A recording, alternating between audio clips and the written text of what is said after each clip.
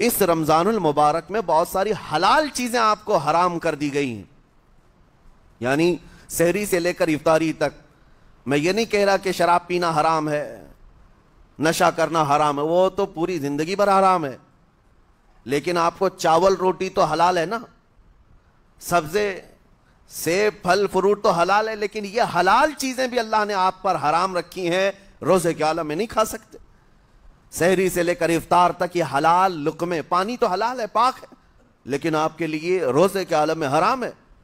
اسی طرح شادی شدہ مرد اپنی عورت کے ساتھ زندگی بھر کبھی بھی جمع کر سکتا ہے، رات میں سو سکتا ہے، لیکن حالت روزہ میں وہ حلال کام بھی حرام ہے، حلال کام بھی حرام ہے۔ اپنی عورت سے جمع کرنا حالت روزہ میں کیوں روکا گیا؟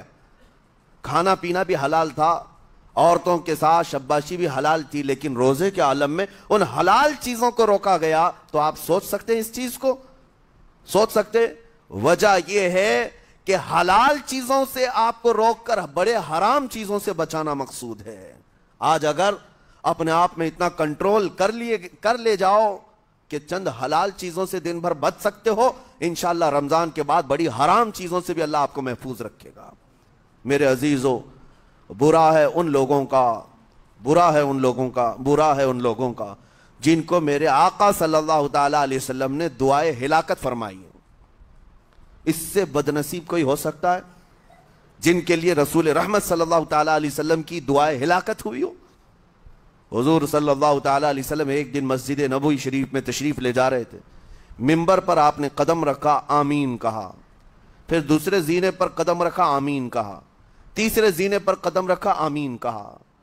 خطبہ مکمل کیا، صحابہ نے پوچھا یا رسول اللہ صلی اللہ علیہ وسلم، ہر زینے پر آپ قدم رکھتے ہوئے آمین کس لیے کہہ رہے تھے؟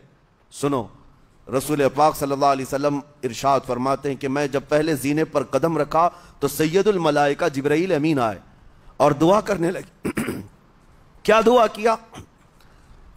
یوں کہا، یا رسول اللہ صلی اللہ علیہ وسلم، وہ شخص ہلاک و برباد ہو جائے جو آپ کا نام سنے اور پھر اس کے بعد درود نہ بھیجے۔ حضور فرماتے میں نے آمین کہا۔ حضور کا نام سنتے ہی آپ کی زبانوں پر درود آ جانا چاہیے۔ اللہم صلی علی سیدنا محمد وآلہ وصحبہ وبارک وسلم۔ میرے آقا فرماتے ہیں دوسرے زینے پر قدم رکھا تو جبرائیل امین نے یوں کہا، یا رسول اللہ صلی اللہ علیہ وسلم، وہ شخص ہلاک و برباد ہو جائے جو زندگی میں اپنے ماں اور باپ میں سے کسی ایک کے بڑھاپے کو پایا اور ان کی خدمت کر کے جنت نہیں حاصل کر سکا بلکہ ان کو ایسی ہی چھوڑے رکھا، ایسا شخص برباد ہو جائے۔ حضور فرماتے میں نے آمین کہا۔